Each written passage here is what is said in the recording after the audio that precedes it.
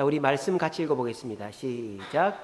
인류의 모든 족속을 한 혈통으로 만드사 온 땅에 살게 하시고 그들의 연대를 정하시며 거주의 경계를 한정하셨으니 아멘. 작은 화면 띄워주세요. 자, 여기 말씀 보시면 한 혈통으로 만들었다 그랬어요. 우리는 다 아담의 후손이죠. 그런데 하나님께서 거주의 경계를 정하셨다 그랬어요. 이 거주의 경계가 뭡니까?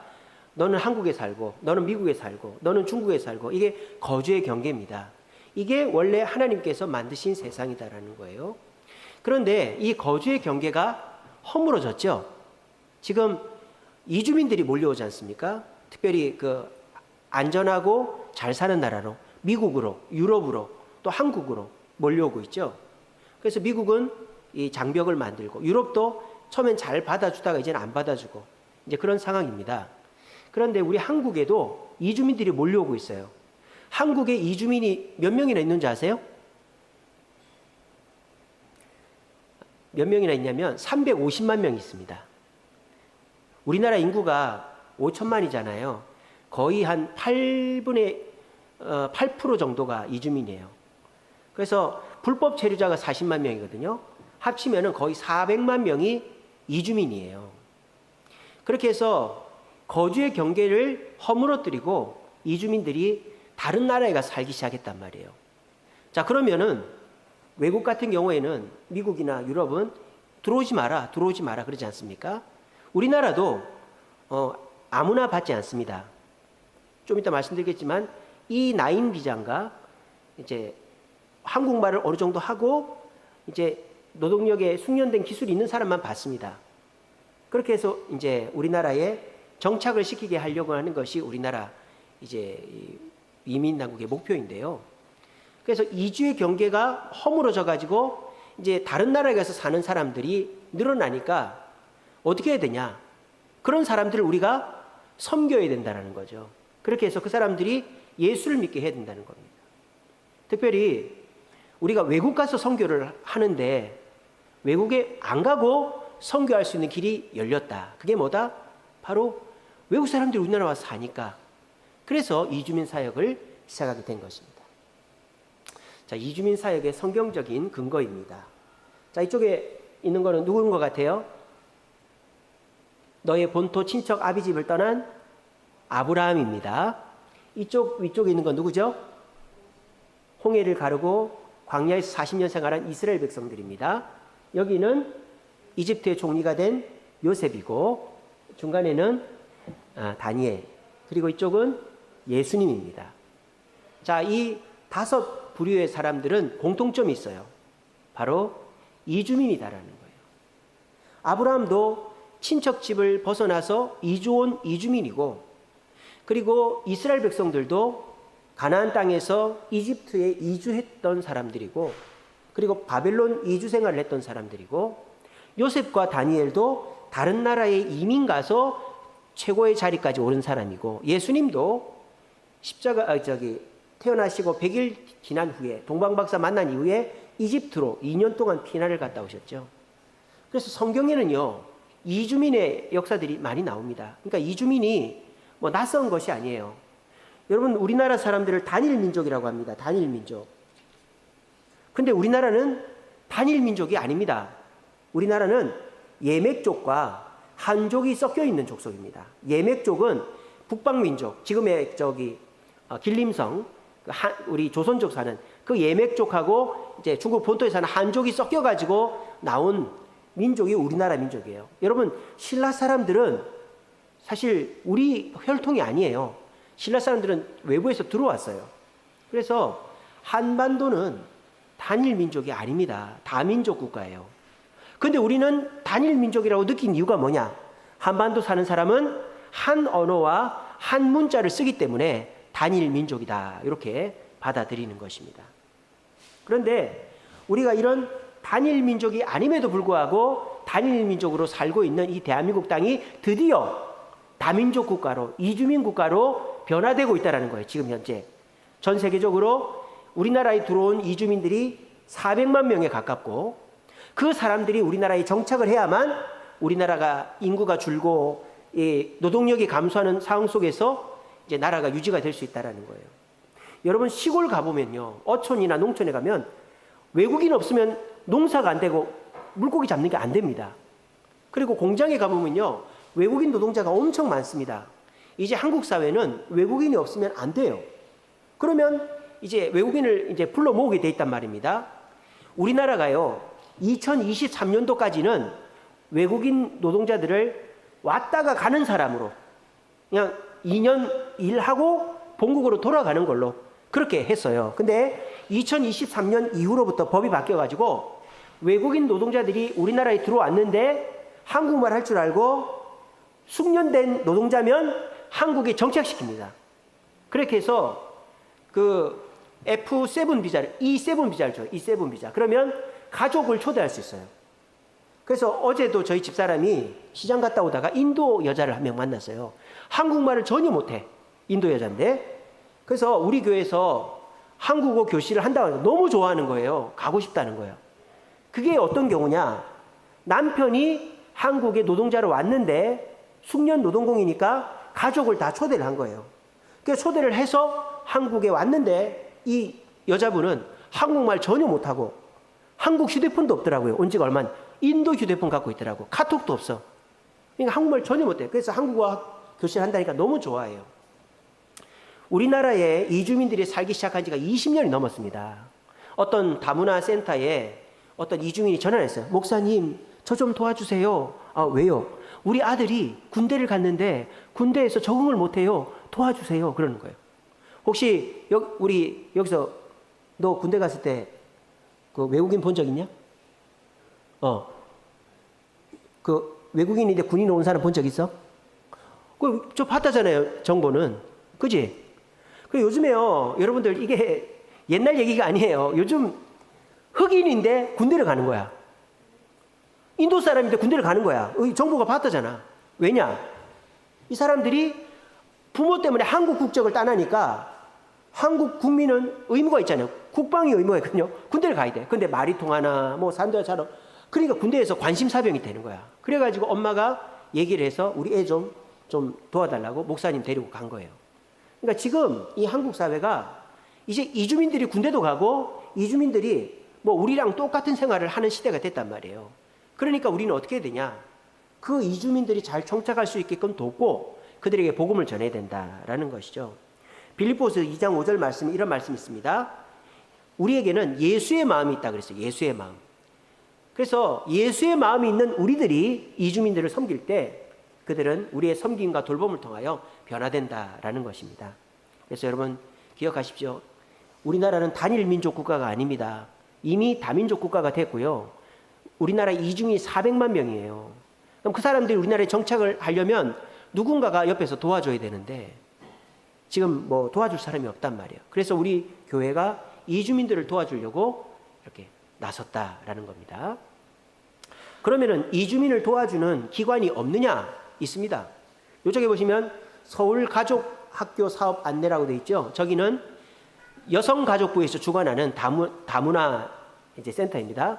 가족센터라고 하는데, 그래서 우리나라에서 이주민을 돕는 국가 정부 기관은 두 개입니다. 첫째는 여성가족부. 여성가족부는 가족들을 돌봐줘요. 그래서 가족들이 한국어 배우고 또 한국 학교 보내고 이런 가정을 도와주는 게 여성가족부고요. 이쪽에 보시면 출입국 이민정책이라고 되어 있죠. 저거는 법무부 소관입니다. 법무부는 우리나라에 오는 이주민들을 우리나라에 잘 정착하고 회사 일 잘하고 회사에서 문제 생기면 도와주고 이런 일들을 법무부에서 하는 거예요. 그런데 여성가족부나 법무부에서만 해가지고는 이제 감당이 안 되니까 이제 사설단체에게 쉽게 말하면 이제 용역을 주는 거예요. 예, 좀 하고 싶은 사람 해라고. 그래서 이쪽에 보시면 다문화 사회와 뭐의 역할? 원불교. 원불교에서도 다문화 사역을 합니다. 그러니까 뭐 우리 기독교뿐만 아니라 천주교, 불교, 무슨 뭐 이슬람교 다 할 수 있어요. 자격만 갖추고 신청만 하면. 그래서 이제 이런 여성가족부나 법무부나 사설 단체에서 이주민 사역을 할 때 첫 번째로 하는 게 바로 한글학교입니다. 한글학교. 한국어 교실이에요. 이주민들 열이면 열 붙잡고 한글 학교 하는데 원래 10명 다 옵니다. 10명 다 옵니다. 저희도 지난 수요일 날 여기 컵빙수 전도를 하는데 중앙아시아에서 온 분 같아요. 남자분이. 그리고 딸 둘이 학교 끝나고 집에 데려가더라고요. 근데 제가 이제 얼른 들어가서 우리 전단지를 줬어요. 그리고 한국어 교실을 하는데 오실래요? 그러니까 너무 좋다고 오겠다는 거예요. 근데 그분은 저보다 한국말 더 잘해요. 한국말 어마어마하게 잘해요. 근데 한국어 교실을 왜 온다 그럴까요? 왜 온다 그럴까요? 쓰는 게 안 되거든. 쓰는 게. 여러분 한국 살려면요. 보험도 가입해야 되고 주민센터도 가야 되고 누구랑 사고 나면 뭐 진술서도 써야 되고 쓰는 게 안 되니까 불편한 게 한두 가지가 아닌 거예요. 그래서 그분이 한국 학교 한다니까 온다는 거예요. 그래서 자기가 우즈벡인지 카자흐스탄인지 어쨌든 중앙아시아 분인데 그 자기 고향에 있을 때 교회를 다녔다는 거예요. 식구들 다 데리고 오라고 그랬어요. 그래서 우리는 이주민 사역하면은 어떤 선입견이 있느냐? 큰 교회가 이주민들만 따로 모아가지고 영어로 예배하는 거를 생각합니다. 물론 옛날에 그랬죠. 옛날에. 근데 지금은 그렇게 안 해요.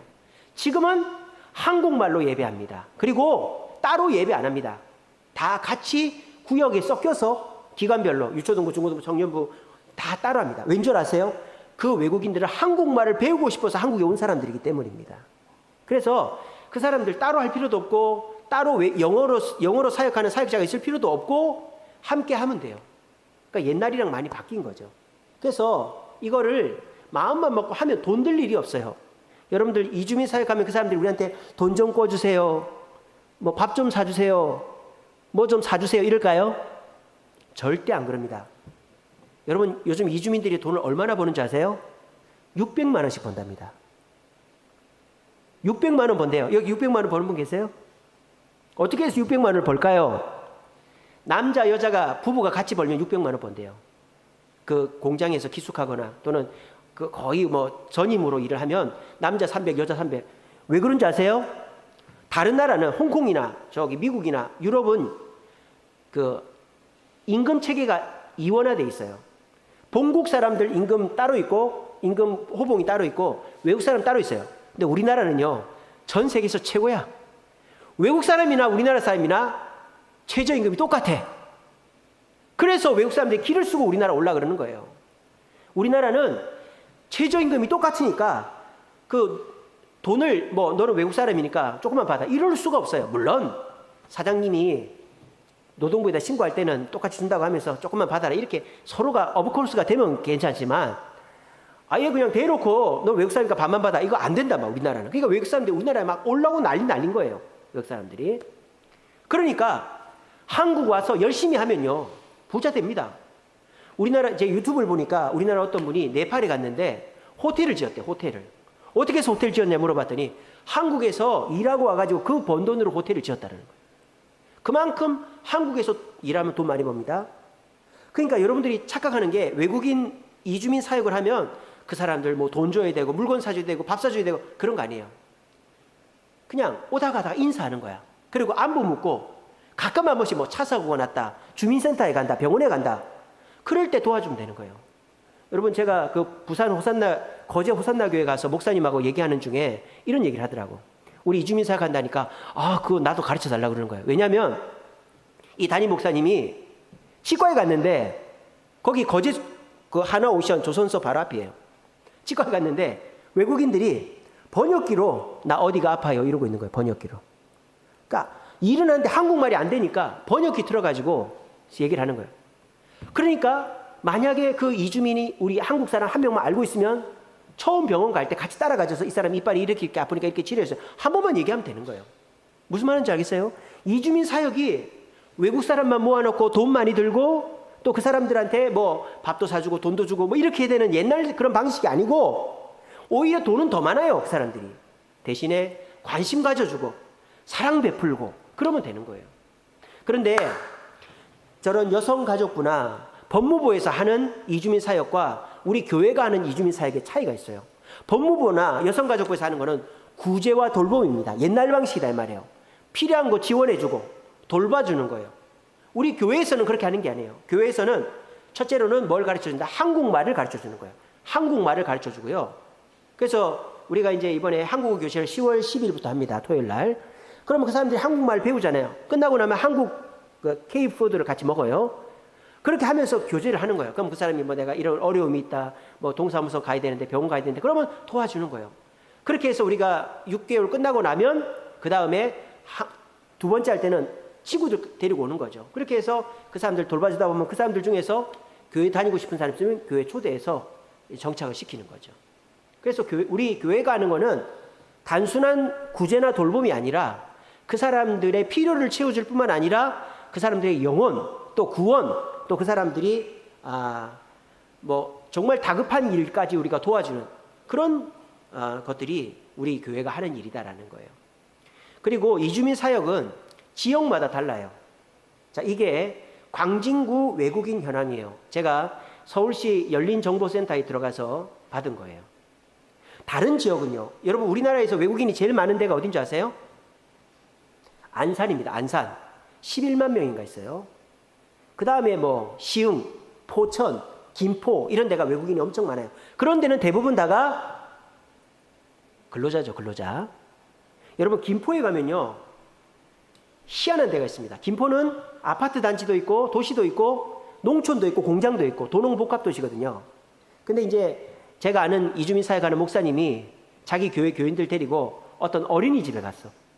그러니까 거기는 한국애가 하나도 없어. 여자 엄마들은 다 히잡 쓰고 있고 애들이 다 얼굴이 거묻고 누렇고 그런 거예요. 그러니까 김포에 가면 외국인만 있는 지역이 있어요. 우리나라가 그렇게 됐어요. 자, 그래서 제가 지역마다 외국인의 분포가 다른데 우리 광진구는 어떤지 봤어요. 우리 광진구에서 외국인 중에 제일 많은 인구 분포는 근로자일까요? 결혼 이민일까요? 유학생일까요? 딱 보면 나오죠. 유학생이 제일 많죠. 화양동에 뭐 있습니까? 건대 있죠. 군자동에 뭐 있습니까? 세종대 있잖아요. 화양동, 군자동에 외국인 제일 많아요. 자양사동에도 외국인이 많아요. 자양사동이 노른산 시장 쪽이지? 맞나요? 집사님 맞습니까? 네, 맞습니다. 예. 그쪽이 화양동 근처잖아요. 그러니까 화양동, 군자동, 자양사동이 외국인 그 유학생이 제일 많아요. 그리고 그 다음에 우리 광진구에서 많은 게 근로자죠. 근데 공장에서 일하는 근로자는 별로 없고 뭐 식당이라든지 이런 데서 일 많이 하시죠. 그 다음이 광진구에 많은 사람이 뭐냐? 결혼 이민자들이에요. 그러니까 이제 중국 사람인데 베트남 사람인데 캄보디아 사람인데 뭐 외국 사람인데 한국 사람이랑 결혼해서 오신 분들이 많아요. 그리고 자기 남편 따라서 온 분들도 계시고. 그래서 우리 광진구는 유학생, 근로자, 결혼 이민 이렇게 많아요. 그런데 여러분 보세요. 유학생이나 결혼 이민자는 한국에 정착할 확률이 높습니까? 낮습니까? 높습니다. 유학생들도 웬만하면 한국 살라고 합니다. 요즘은. 결혼 이민자는 아예 한국 살아야 되고.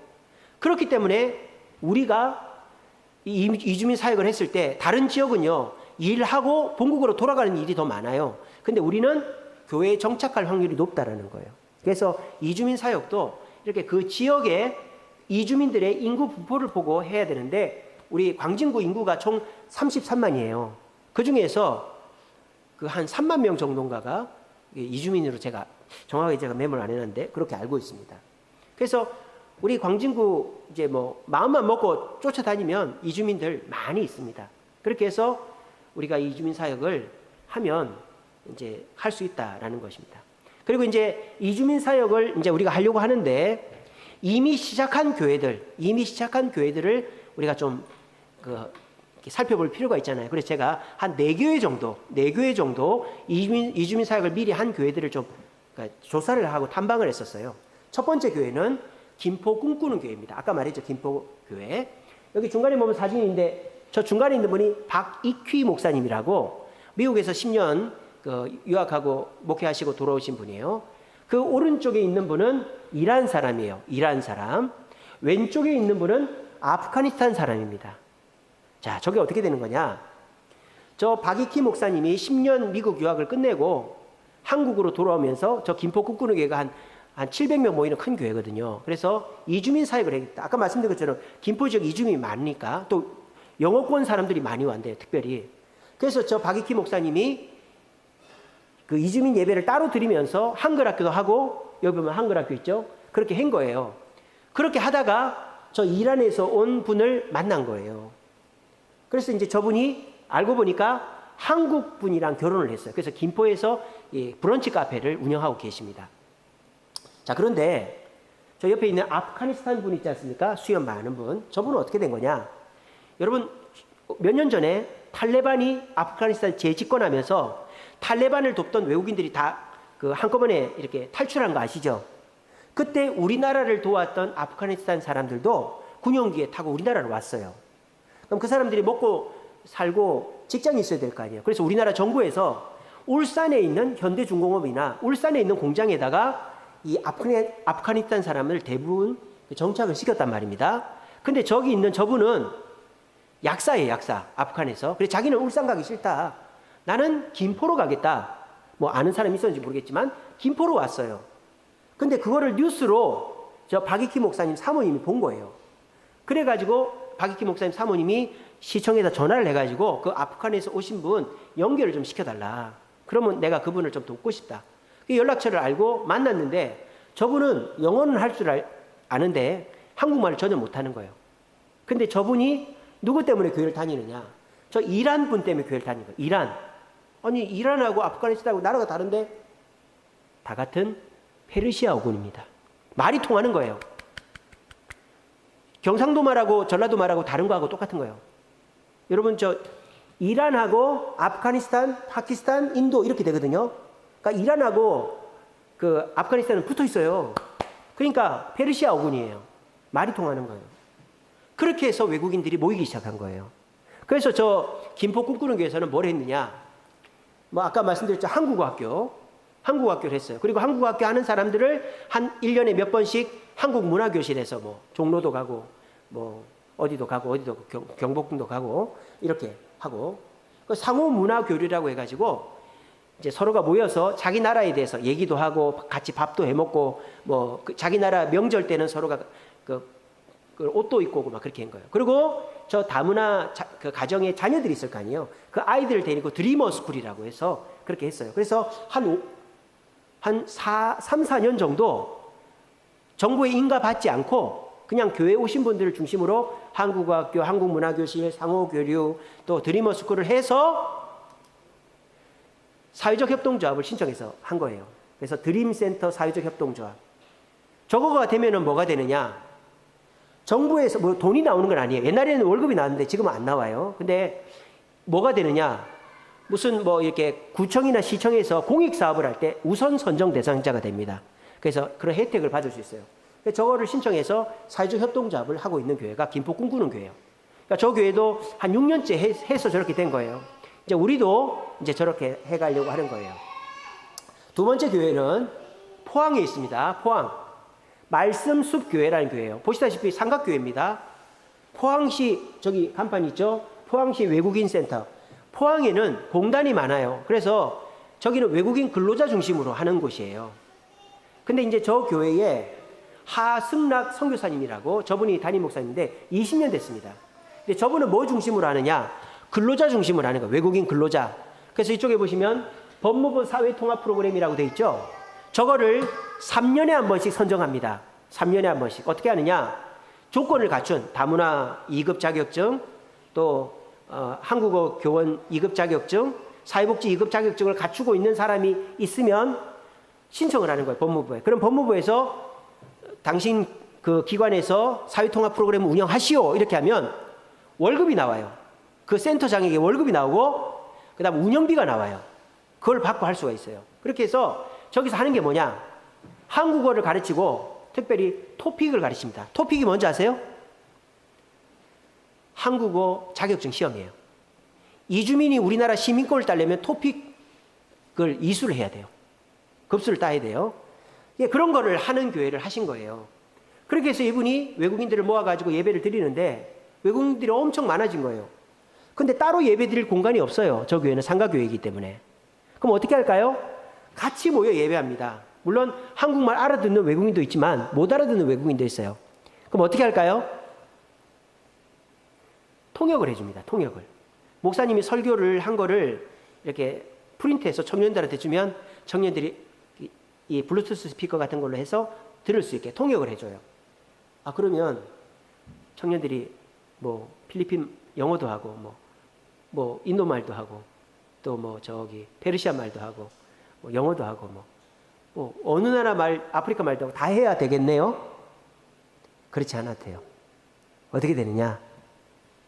요것 때문에, AI 때문에 이거로 다 번역이 됩니다. 그래서 저 목사님 세미나 때 제가 들었는데, 목사님이 설교 원고를 주면 그거를 여기다가 다 얘기를 하면 AI가 번역을 한대요. 그래서 그걸 그대로 읽어주면 다 알아듣는데요. 그 심지어는요, AI가 학습을 해가지고 횟수가 지나면은 더 번역을 매끄럽게 잘한다는 거예요. 그래서 저 목사님은 외국인들을 모아서 따로 예배 안 드리고 같이 예배 드립니다. 그리고 무슨 일을 하느냐? 외국인들 중에 본국으로 돌아가는 사람 있잖아요.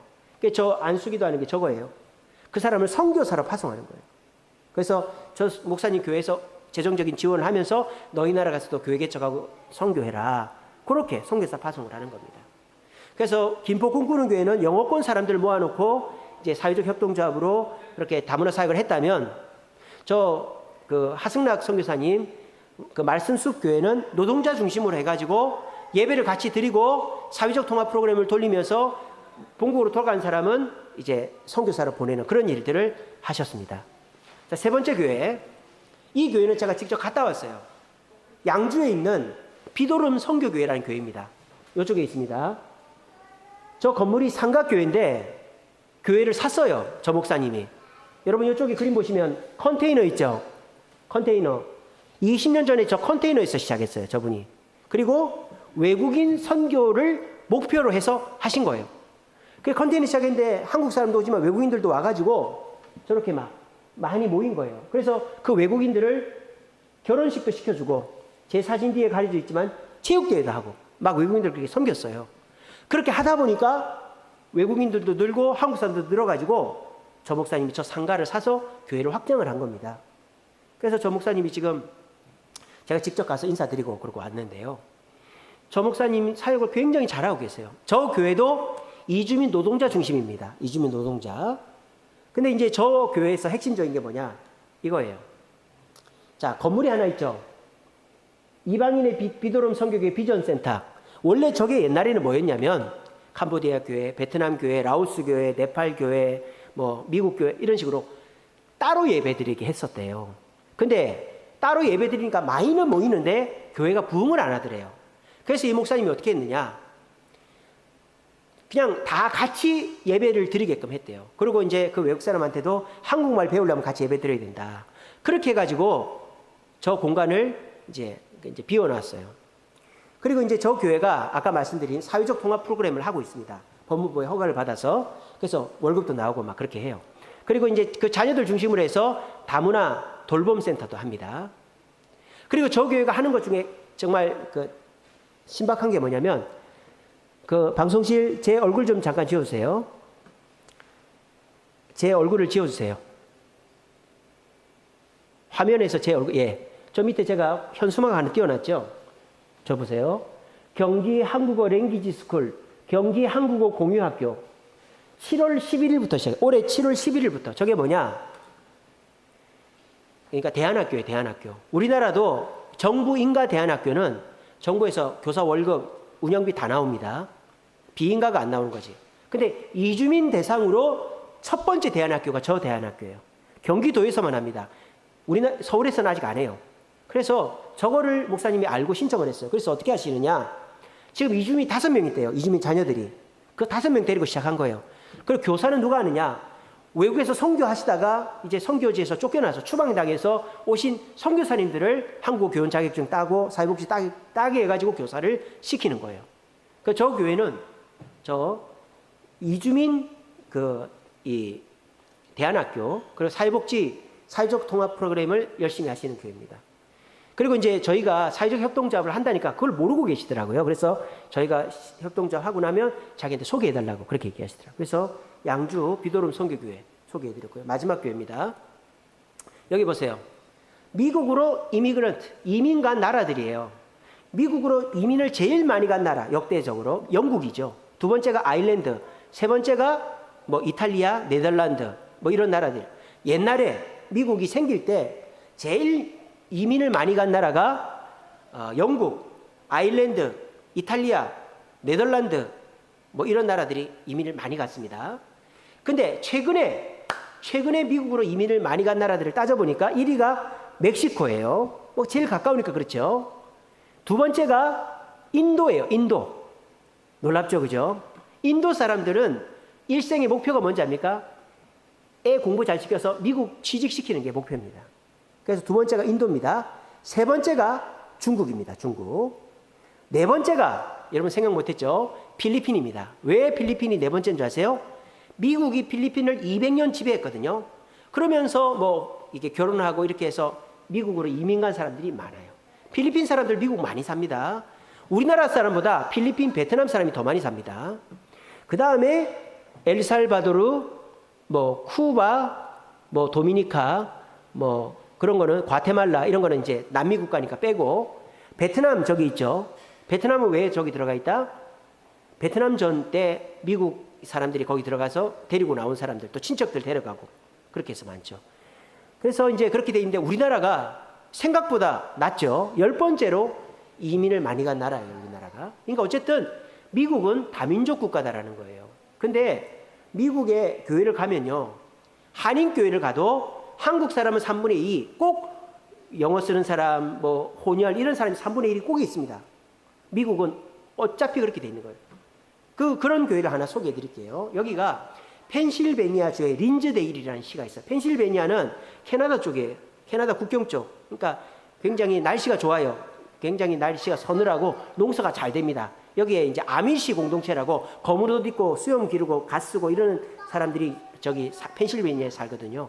거기에 린즈데일이라는 도시에 브릿지 교회라는 교회가 있어요. 브릿지 커뮤니티 처치. 오순절 계통 교회입니다. 오순절 계통. 저 교회가 생긴 지 한 10년 조금 넘었어요. 근데 교회가 한 5, 600명 모이는 큰 교회가 됐습니다. 왜 그렇게 됐느냐? 저 교회는 지역 자체가 다 백인들밖에 없어요. 백인들밖에. 근데 어느 날부터 뭐 아시아 사람, 인도 사람, 중국 사람, 외국 사람들이 막 오는 거예요. 그래서 저 교회 담임 목사님이, 이쪽에 뚱뚱하고 머리 벗겨진 분이 담임 목사입니다. 저 담임 목사님이 우리 지역에 오는 이주민들을 우리가 섬겨서 인도하자, 그런 마음을 먹은 거예요. 그러면서 이주민을 섬기려면 이주민을 사역자로 드려야지 하면서 이주민 사역자로 드린 사람이 저분, 아까 말씀드렸죠, 박익희 목사님이라고. 저 교회에서 사역하다 온 거예요. 그래서 박익희 목사님이 저 교회 가서 사역을 하면서 이주민들 따로 그룹을 만들어서 예배를, 작은 사진 띄워주세요. 예배를 드립니다. 근데 이제 어떻게 하느냐, 이주민의 날을 정해가지고 저 날은 다 이주민들이 차려주는 밥을 먹어야 돼요. 그래서 이제 교회가 본당이 꽤 넓죠. 한 600, 700명 모이는 교회가 됐어요.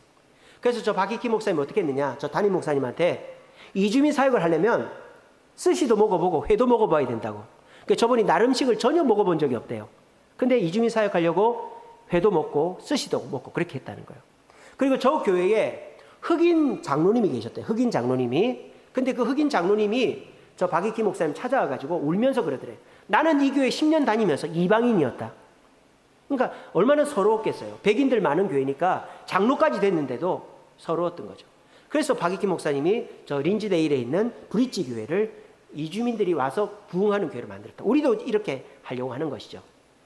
자, 얼마 전에 나온 책입니다. 올해 나왔나 작년에 나왔나. 서울대학교 교수입니다. 송인서 교수가 쓴 다민족 사회 대한민국이란. 다민족 사회는요, 인구의 5%만 넘으면 다민족 사회예요. 근데 우리나라는 5%가 넘으니까 8%가 넘었다 그랬죠. 그러니까 우리나라는 이미 다민족 사회가 됐단 말이에요. 근데 우리나라에 온 이주민들이 느끼는 감정은 뭐냐? 많이 이렇게 뭡니까? 힘들단 말이에요. 적응이 안 된단 말이에요. 왜? 제도적으로, 법적으로 이주민들이 편안하게 우리나라에 정착할 수 있는 제도가 안 돼 있고, 우리나라 사람들이 자꾸 이주민들을 낯설게, 또 이게 막 복지적인 차원으로 보기 때문에.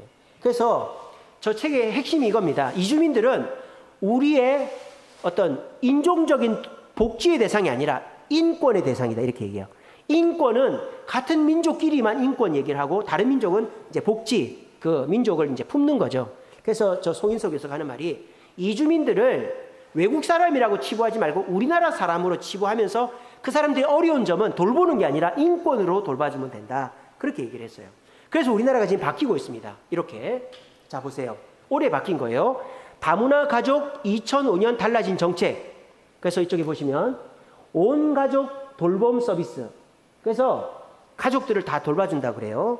그리고 이쪽에 보시면 아동 청소년 진로 지원을 강화한다. 이런 것들을 어디서 하냐면 가족센터라고 있습니다. 옛날에는 다문화 가족센터 또는 이제 우리나라의 무슨 특수가정센터 이렇게 나눠져 있었어요. 한국 사람 특수가정센터 또 다문화 가정센터는 외국 사람. 근데 이걸 합쳐가지고 다 가족센터라고 만들었습니다. 각 구마다 하나씩 있습니다. 근데 이제 거기 가면 이런 걸 얘기를 해주는 거예요. 근데 외국인들이 제일 불편한 게 뭐냐? 뭐 결제를 하려고 그러면 공인인증서를 달라고 그러고 자기 신분을 이렇게 증명할 수 있는 길이 없는 거야. 그게 바뀌었습니다. 여기 보세요. 국내 거주 외국인에게 모바일 외국인 등록증을 줍니다. 여러분 제 휴대폰에 보면요. 이번에 제가 자동차 면허증을 갱신을 했거든요. 근데요. 모바일 자동차 면허증이 생겼어요. 여기 보면 보이십니까? 이게 자동차 면허증이거든요. 근데 여기 보면 지금 제 생년월일이나 주소가 가려져 있어요. 이거를 흔들면 다 나옵니다. 이렇게. 잘 안 보이시겠지만 이게 한국 사람만 하는 게 아니고 외국 사람도 이거 해줍니다. 그래서 여러분 경찰서 가시면요. 외국인 모바일 신분증 그 신청 받는 곳이 있어요. 그래서 외국인들이 우리나라에 정착할 수 있게끔 정부에서 이제는 돕고 있습니다. 아까 제가 말씀드렸죠. 2023년도 전까지는 그냥 돈만 벌고 가 이렇게 했는데 이제는 웬만하면 남아. 이게 우리나라 정책으로 바뀌었다라는 게 딱 여기서부터 드러나는 거예요. 이런 환경 속에서 이제 우리 교회가 이주민 사역을 하려고 한다라는 거예요. 여러분 아시다시피 우리가 저 상가에 있었습니다. 근데 상가에 있으니까 100명까지는 됐는데 더 이상 사람이 안 오는 거예요. 자리도 부족하고 공간도 없고 식당도 없고 주차장도 없고. 그래서 우리 성도님들 뜻을 모아서 교회를 지었죠. 교회를 지으면 사람들이 막 몰려올 줄 알았어요. 50명씩 100명씩 매년. 근데 2022년도에 50명 등록했습니다. 근데 2023년도가 되니까 뭐 우리 김용현 집사님 헝가리 갔지. 또 오영숙 집사님 식구 8명 싹 빠졌지. 또 우리 고상미 집사님 가족 제주도 가면서 그 우리 양수지 가족 안 나오지. 뭐 이런 식으로 빠지고 나니까 한 20명 훅 빠져나가 버린 거예요. 그러니까 지금 물론 옛날에 80명대에서 지금 한 120명까지 출석합니다만은 출석이 너무 쉽지가 않는 거예요. 전도가. 그래서 우리가 별의별 방법을 다 했죠.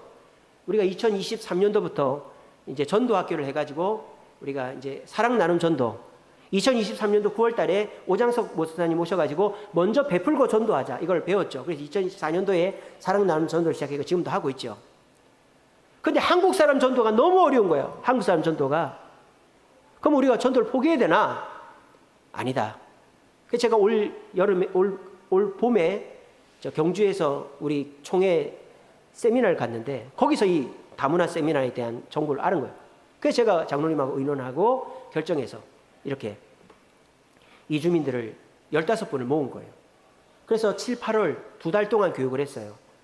그리고 이제 교육 다 끝나고 지난주 토요일 날 옷도 다 맞춰서 입고 또 이제 이렇게 준비를 다 끝냈어요.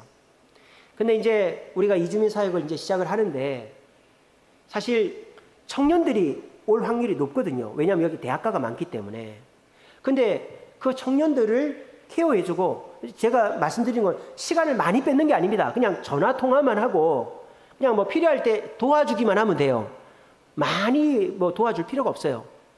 그런 청년들이 필요한 거예요.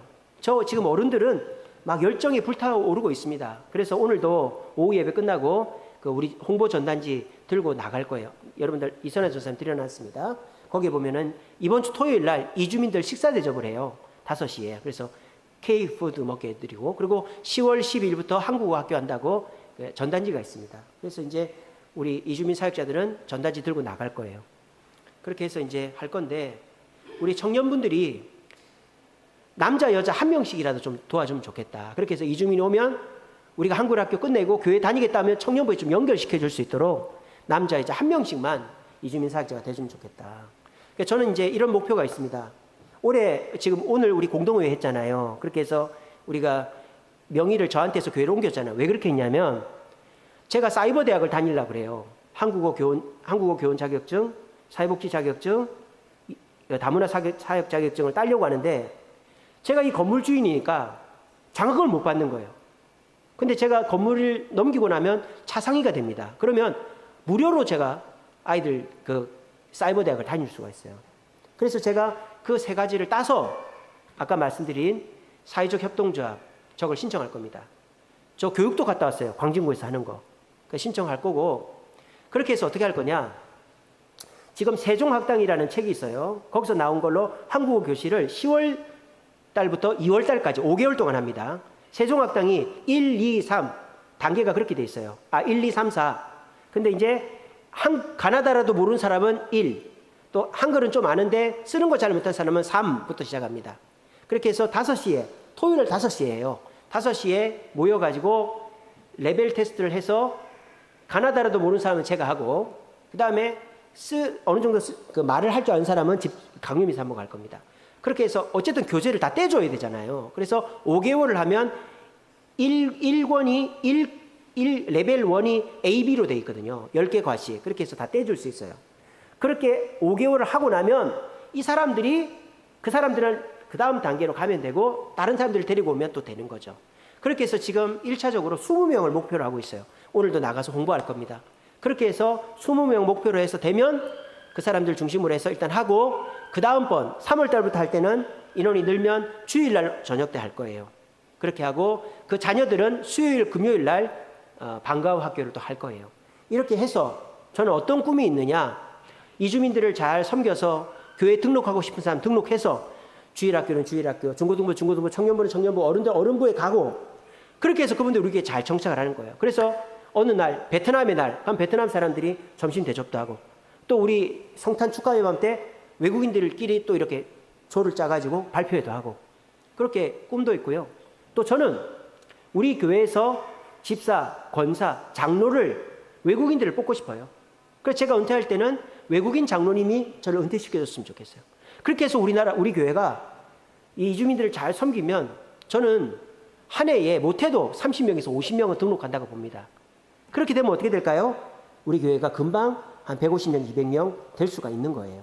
그래서 물론 교회 부흥만을 위해서 하는 건 아니지만 우리가 그런 비전을 갖고 하는 줄로 기억하시고, 우리 이선아 전사님께 교재도 제가 지금 강의한 거 제가 글로 다 써놓은 게 있거든요. 그것도 드렸고, 그 팜플렛을 드려놨으니까요. 우리 청년분들 중에 혹시라도 관심 있으신 분들은 동참하셔서 우리 같이 사역해 주시기를 바랍니다. 제가 기도하고 마치겠습니다.